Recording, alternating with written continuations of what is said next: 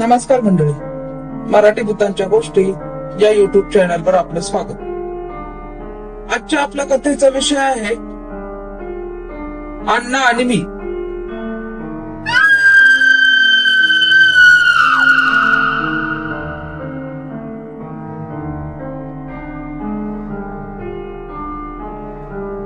अण्णा गेले 2 महिने अंथरुणाला खेळले होते. अस्थिपंजर स्थिती होती तो अगदी. शरीर दिसतच नव्हतं, पण त्यात डोळे टकटकीत दिसत होते. म्हणजे जणू सारे शरीराची ताकद डोळ्यात एकवटली होती. मी आणि अण्णा आम्ही दोघेच कित्येक वर्ष घरात वावरत होतो. दोघांना एकमेकांची ओढ होती का एकमेकांचा कंटाळा आला होता हे समजत नव्हतं. आमचं घर जरा अंधारच, म्हणजे गेले अनेक वर्ष रंगाचा ब्रश लागला नव्हता घराला. अगदी जुन्या पुराण्या वस्तू तिकडेच कित्येक वर्ष धूळ खात पडल्या होत्या.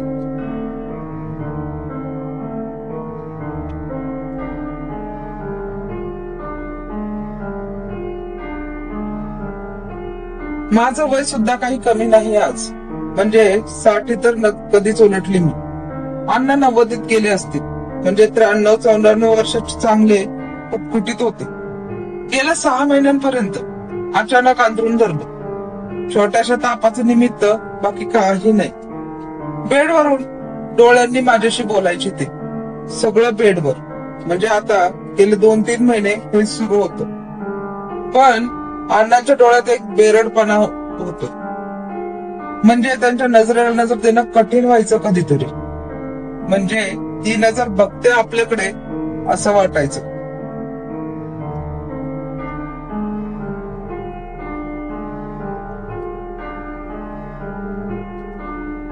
म्हणजे मला त्यांचा आता कंटाळा आला होता का नाही मला माहित नाही. पण आज मरतील का जिवंत असतील ना, असे प्रश्न हल्ली माझ्या जाणीवेत यायला लागले होते. बाहेरून आलो की पहिल्यांदा अण्णांच्या पोटाची हालचाल होते की नाही हे बघायचं छंदच लागलाय जणू मला. कधी कधी पोट हलताना दिसतच नाही. मग मी नाकापुढे बोट ठेवून बघतो, श्वास सुरू आहे ना. त्या दिवशी जरा वेगळंच घडलं. म्हणजे अण्णा नजरेने सगळी कामं करून घ्यायचे माझ्याकडून, पण त्या दिवशी मी असंच बाहेरून आलो.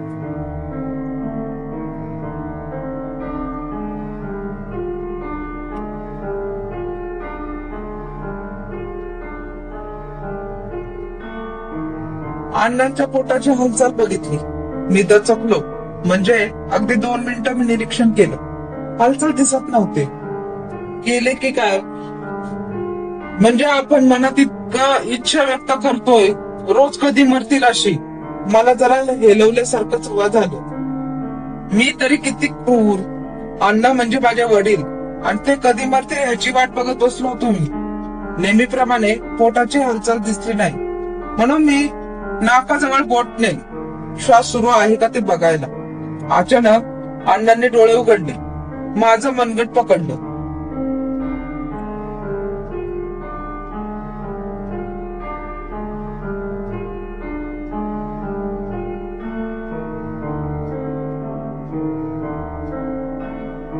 बापरे, भयानक ताकद होती त्या पकडीमध्ये.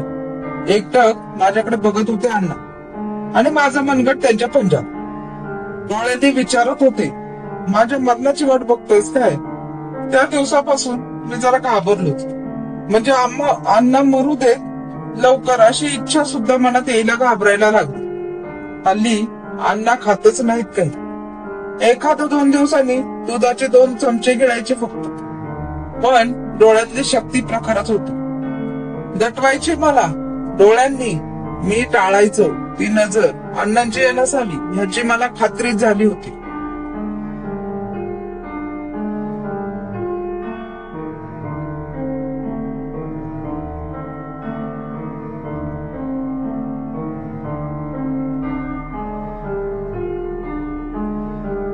त्या नजरेच्या पाठी कोणीतरी होतं हे निश्चित.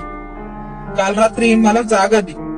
डोळे उघडले. मोबाईल मध्ये किती वाजले बघावेत म्हणून एका बाजूला वळलो, आणि इतका दचकलो.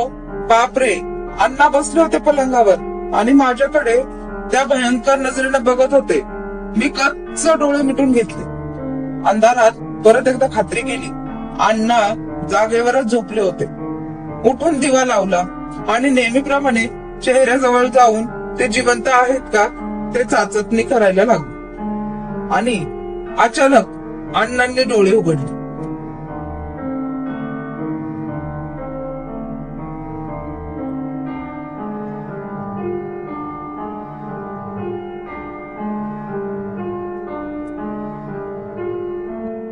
माझ्याकडे दयाकर अशा दृष्टीने बघत होते. मला मनात गलबललं. मी अण्णांना जवळ घेतलं. का मी असा विचार करतोय अण्णा मारावेत लवकर. मी सकाळी बाहेर जाऊन आलो, दूध वगैरे किरकोळ सामान आणायला. दार उघडलं आणि मला एकदम रिकामा बंद घर वाटलं. म्हणजे अण्णा जरी अस्थिपंजर असले तरीही धरल्यासारखं वाटायचं. मग आज अशी भावना का झाली असावी. मी घाईघाईत आत आलो. पोटाची हालचाल होत नव्हती. बोटांनी अंदाज घेतला. शरीराला हात लावून बघितलं.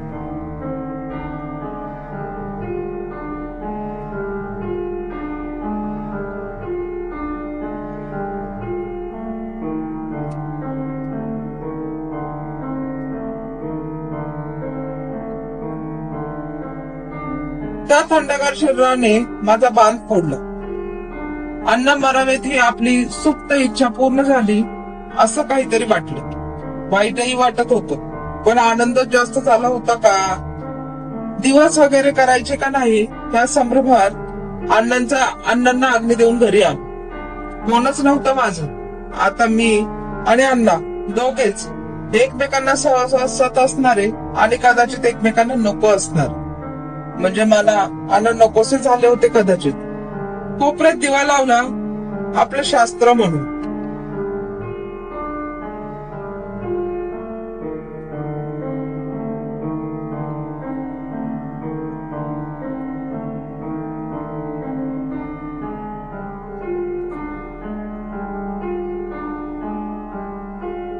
शांत झोपी गेलो. विचारांनी आणि श्रमाने झोप लागली पटकन. झोपताना आज आपण एकटेच ही भावना माझं घोरण्याचा आवाज मी ऐकत झोप. पहाटे पहाटे उठलो. जरा बसलो गादीवर.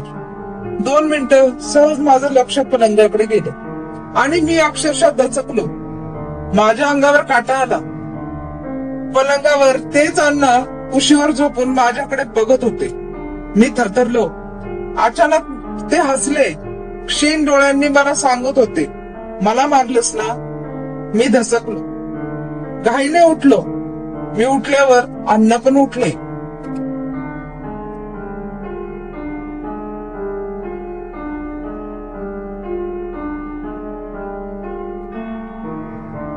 बापरे, अण्णांची भयंकर नजर माझ्यावर खेळली.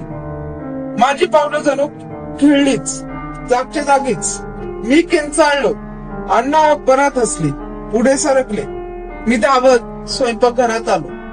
अण्णा येत आहेत याची चाहूल लागत होती. स्वयंपाकघरात अंधार होता. मला सावली दिसली. अण्णांची स्वयंपाकघराच्या दरवाजात मला घाम फुटला. श्वास फुलला. भोवळ यायची बाकी होती. तोंडाला कोरड पडली होती. मी स्वयंपाकघराच्या कोपऱ्यात सरकलो. बाजूलाच देवघर होते. भिंतीला अण्णा आतमध्ये आपले भयंकर नजरेने बघत होते माझ्याकडे.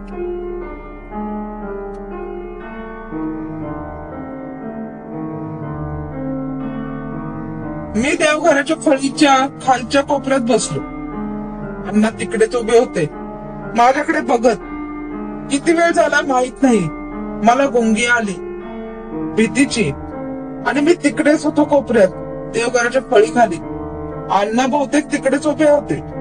खूप प्रेम होते माझ्या अण्णांवर. अण्णा गेले आणि ह्यांनी पण जीव सोडला असं काहीतरी लोक बोलत होते बहुतेक. मी आणि अण्णा बघत होतो लोकांकडे आणि माझ्या मृत शरीराकडे.